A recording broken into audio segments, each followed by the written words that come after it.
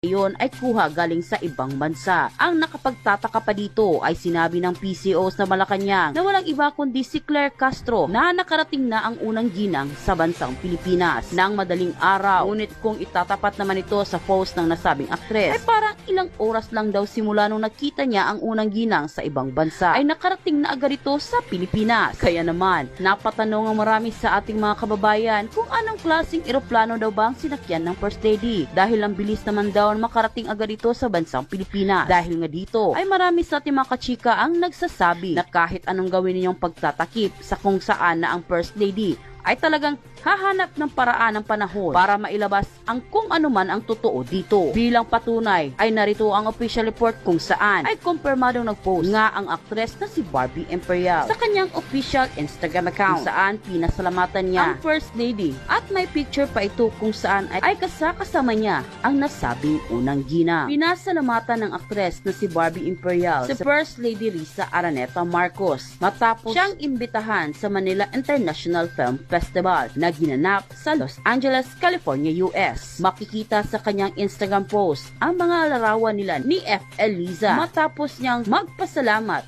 sa imbitasyon sa kanya sa Thanksgiving dinner para sa nabanggit na film festival. An unforgettable evening of gratitude and celebration honoring the incredible directors, actors, and talents behind the Filipino film industry. Thank you, Madam First Lady at Liza Marcos for inviting me. Truly an unforgettable night. Ani Barbie. End quote. Ano niyong lalabanan ang fake news kung ang nagpapakalat nito ay mula po sa loob po ng Malacanang? Namataan na po si Lisa Araneta Marcos dyan po sa Pasay Samar. At eto mga lodi, no, 50-50 pa rin po yan. Bakit po ginawa yung video na yun? Hindi ko pa rin po i-reveal ngayon. Pero meron po kung bagong ipapakita sa inyo na mapapaisip kayo kung ito ba talaga si Castro ipinagtatakpan si Lisa Araneta Marcos kung nasaan. Dahil hindi po magkatugma ang sinasabi nito sa kanyang mga sagot dito po sa katanungan.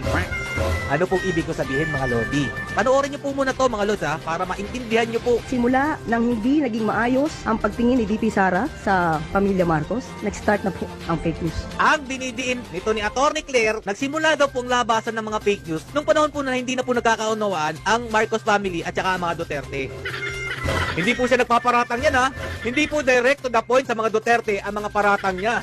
Ito dapat si Claire Castro ang inyong pinaiimbestigahan kung siya ba nagsasabi ng totoo o nagpapakalat ng fake news. Lahat po ng mga binabatong katanungan pagdating po sa mga Marcos, ang pinagbubuntungan po niya ang mga Duterte agad.